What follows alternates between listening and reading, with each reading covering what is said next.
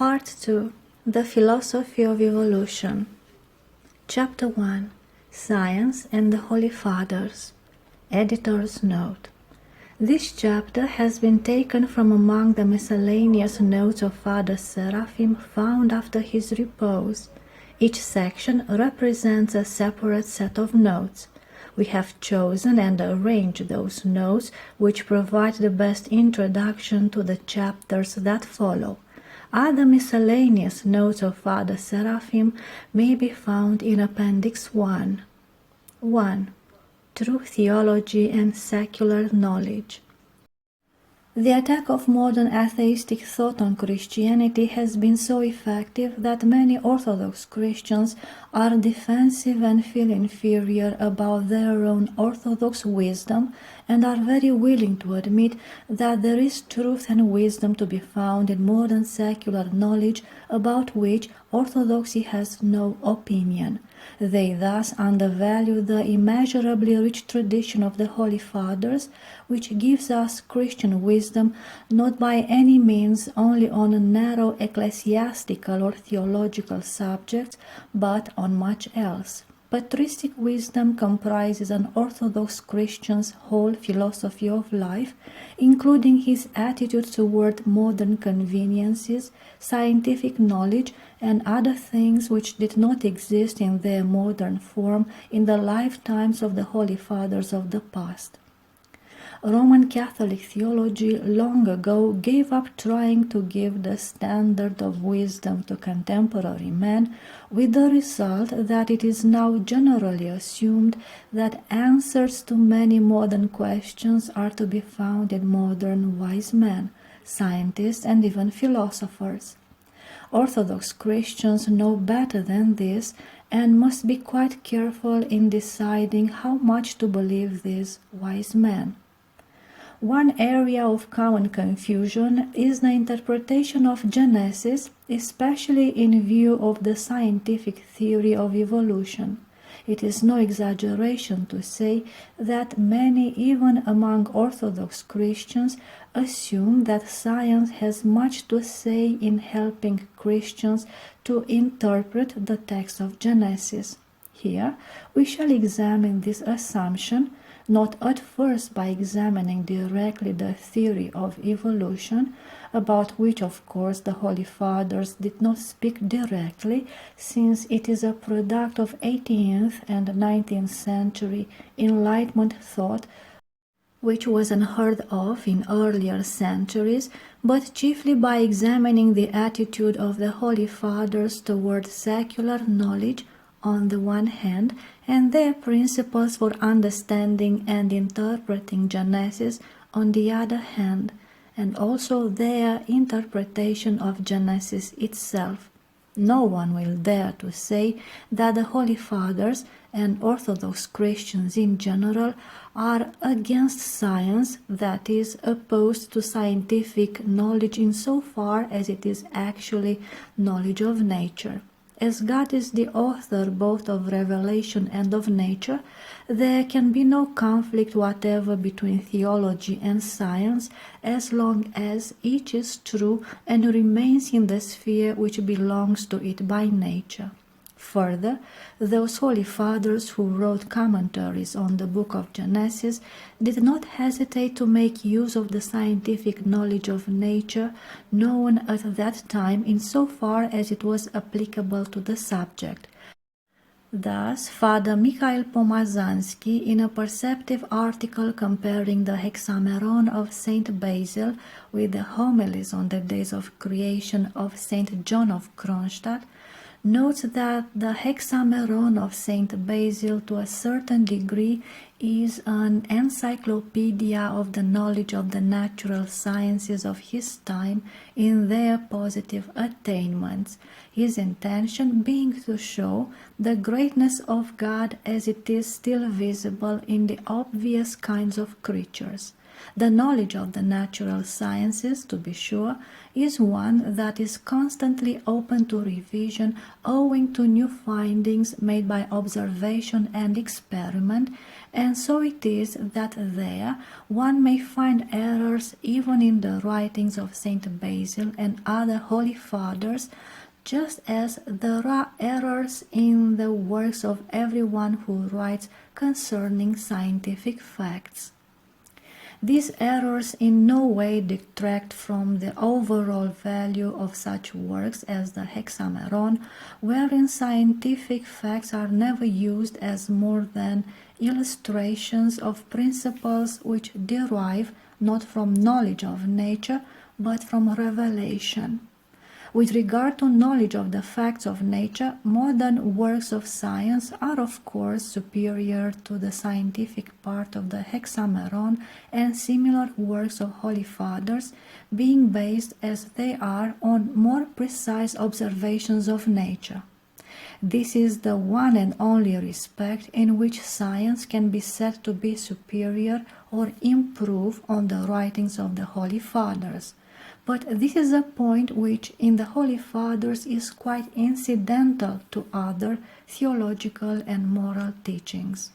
But let us distinguish quite carefully between actual scientific facts and something quite different, which is today, when different kinds of knowledge are not often carefully distinguished, often confused with fact. Father Michael Pomazanski continues. Saint Basil acknowledges all the scientific facts of natural science, but he does not accept the philosophical conceptions or the interpretations of the facts which were contemporary to him. The mechanistic theory of the origin of the world, the teaching of the eternity and unbeginningness of the natural world, and the like. Saint Basil the Great knew how to raise himself above the theories contemporary to him concerning the basic principles of the world, and his Hexameron stands out as a bright and exalted system which reveals the meaning of Genesis and reigns above the former theories as a bird soars above the creatures which are able to move only along the earth. The conceptions and theories of present-day science, such as the theory of evolution, are clearly of the same order as was that part of the science contemporary to him, which Saint Basil did not accept, inasmuch as it was clearly opposed to Christian revelation. We shall see in what follows whether or not the theory of evolution is an exception to this general rule that the independent philosophical speculations of non-Christians, which always have a greater or less appearance of scientific fact to support them, have no part in the Orthodox Christian worldview, which is founded on divine revelation as interpreted and handed down by the Holy Fathers. One thing more should be said about a distinction in the very nature and quality of theological knowledge and scientific knowledge. The former proceeds from God's revelation and is judged according to its faithfulness to that revelation, and it leads the soul up to its source, while scientific knowledge proceeds from the facts of the physical world, and it has no purpose but to be faithful to the facts. One need only read the commentaries on Genesis of Saint Basil the Great, Saint John Chrysostom, Saint John of Kronstadt, or any of the Holy Fathers to see how these Holy Fathers constantly use the knowledge which is available to them, whether theological knowledge of God's doings or just scientific knowledge of God's creatures, to draw the reader's mental gaze up to the Creator, offer moral instruction and the like, but never to rest content with the mere abstract knowledge of things. Footnote. Here Father Seraphim goes on to quote Saint Gregory Palamas on the distinction between true theology and secular knowledge. We have omitted these quotes here since they are contained in part 3. End of footnote. We shall have occasion later on to remember the distinctions between secular and theological knowledge. For now, let it be sufficient for us to know that secular knowledge can teach us nothing about God's revelation that is not contained in that revelation itself. If it attempts to do so, it is trying to measure the divine by human reasoning. In particular, those who think to interpret parts of Genesis by means of the evolutionary theory must be prepared to find clear theological evidence of that theory in God's revelation. 2. Science and Christian philosophy. The Russian philosopher Ivan V. Kiraevsky, 1806-1856, a disciple of elder Macarius of Optina, wrote, "The sciences in their essential part, that is, as knowledge, belong equally to the pagan and Christian world and are distinguished only by their philosophical side. Catholicism could not give them this philosophical side of Christianity because she did not possess it herself in pure form." And so we see that the sciences, as the inheritance of paganism, have flourished powerfully in Europe, but have ended in atheism as an inevitable consequence of their one-sided development. Christian philosophy alone can give to the sciences a correct foundation. Footnote: in his survival course, Father Seraphim said of Kiraevsky, "Having himself been a son of the West and gone to Germany to study with the most advanced philosophers, Hegel and Schelling, he was thoroughly penetrated with the Western spirit and then became thoroughly converted to orthodoxy. Therefore, he saw that these two things could not be put together. He wanted to find out why they were different and what was the answer in one's soul, what one had to choose. He did not come back to orthodoxy in order to be against the world without understanding it. Rather, it was in orthodoxy that he found the key to understanding the history of the Western world and what was happening there." It is noteworthy that Kiraevsky's former teachers, Hegel and Schelling, with whom he was personally acquainted, were the first major philosophers in the West to propound the philosophy of spiritual evolution. This was many years before Charles Darwin came out with his biological theory. Besides writing philosophical works of his own, Kiraevsky was instrumental in helping his elder, Macarius of Optina, to edit and publish major patristic works which were sent all over Russia. End of footnote. In Russia, as opposed to the West, all the Greek Holy Fathers, not excluding the most profound thinkers, were translated and read and copied and studied in the quiet of our monasteries, these holy embryos of the universities which did not exist. Isaac of Syria, the most profound thinker of all the philosophical writers, remains to this time in copies of the 12th and 13th centuries.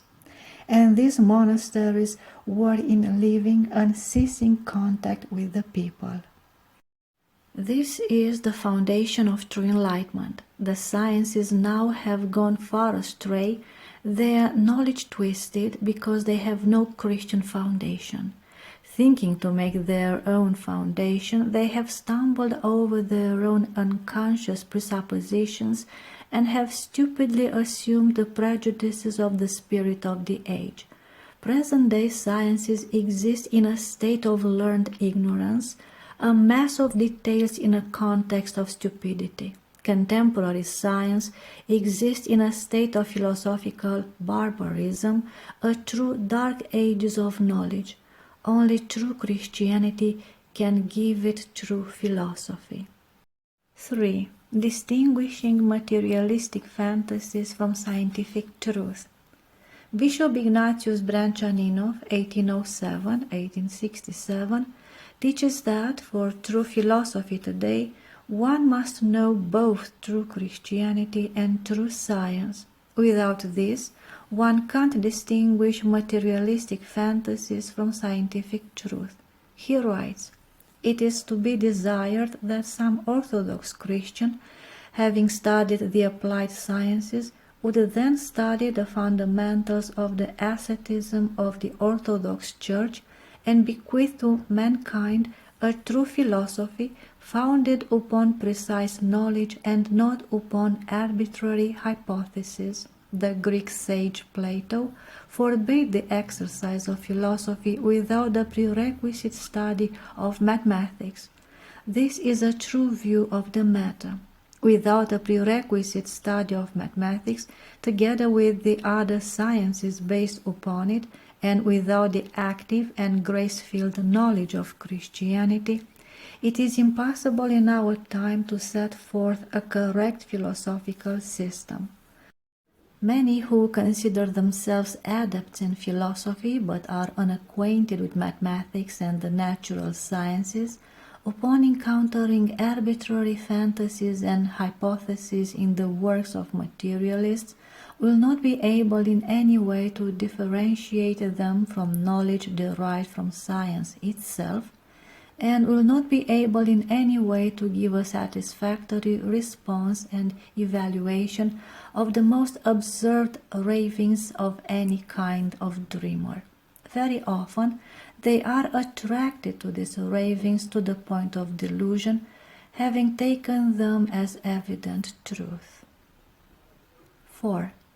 Science as a lower form of knowledge. The Orthodox Christian is not against science, but he expects from science only that knowledge which it is capable of giving by its very nature, not theology, not a philosophy of life. Yet in our time of intellectual confusion, when science has achieved such prestige in the popular mind as to be synonymous with knowledge itself, it happens all too often that scientists presume to teach that which they did not learn by means of science at all. Such scientists, in fact, talk like theologians.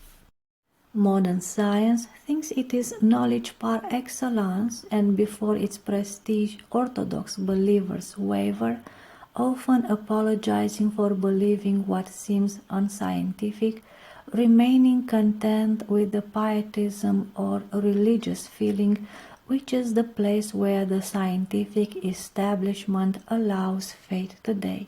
But true Orthodox Christianity is quite different. It is not bound up with any current of modern thought. It is a knowledge superior to science, and it certainly need not apologize to a lower form of knowledge. We know God created the world in measure, number, and weight, Wisdom chapter 11, verse 20, but God has not revealed to man the details of his ordered creation, and those who pry into the mystery of nature find out only an infinitesimal part of the mysteries which come from God's infinite wisdom. Modern science has proved that fallen man is not capable of using well what knowledge he has obtained. But modern science is not only knowledge. It has divorced itself from revelation and therefore placed itself at the disposal of heretical, unchristian, and anti-Christian theories and philosophies. Often this conflict with revelation because they enter the realm open only to theology. So it is with the doctrine of the first man. God has not revealed many details of the first state of his creation, but it is sufficient to judge the philosophical religious speculations of evolutionists. The Orthodox doctrine of creation has not been known in the West. The Roman Catholic doctrine is quite different. 5. An alien system of thought. There is much confusion about evolution. Some say Orthodox Christians have no quarrel with evolution, or they use the one phrase, God-guided evolution. This understanding of evolution is rather primitive, assuming it is a scientific fact on the level of heliocentrism.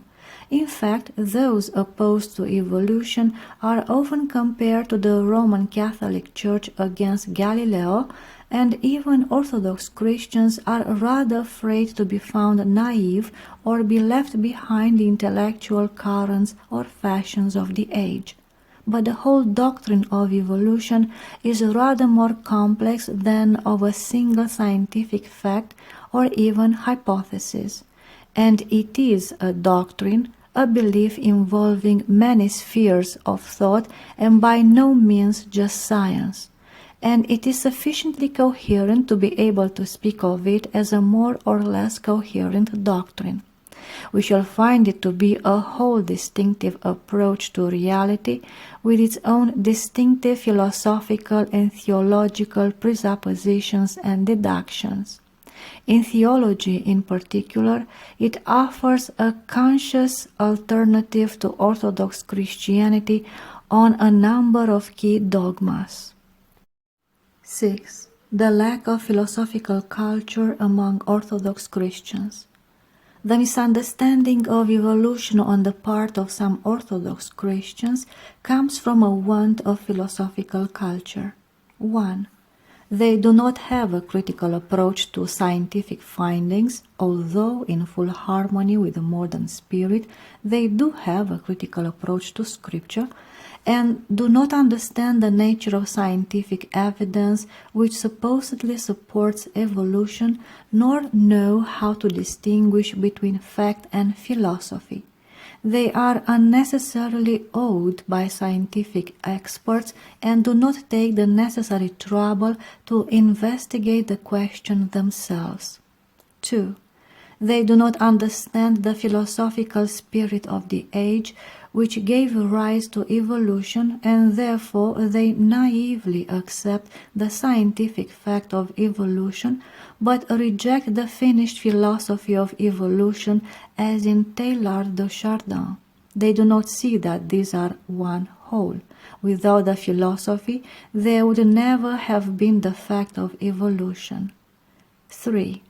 They do not understand the philosophy of the Holy Fathers, their whole outlook on nature and on specific questions such as the natures of individual things. 7. The philosophy of the Holy Fathers. The Fathers said nothing about evolution. This is used by many Orthodox as an excuse for actually believing whatever one wants or whatever science says on this subject. But our attitude to the Fathers must be more serious and more profound than this. Being faithful to the Fathers does not mean merely being ready to quote them or feel free to think as one pleases if no quotes are available. Rather, it means entering into their thought, which is the thought of the Church of Christ, and having a coherent philosophy of life derived from our life in the Church in harmony with the thought of the Fathers. And the Fathers did have a philosophy, indeed a theology, which encompasses the question of evolution and makes it absolutely clear what the Orthodox Christian must think about this question. Evolution is not a heresy any more than Buddhism is a heresy, but it includes, implies, and presupposes so many errors and false views as to be totally incompatible with Orthodox Christianity. Most Orthodox believers have not thought deeply on this question, and so in their carelessness they think it is somehow possible to accept evolution.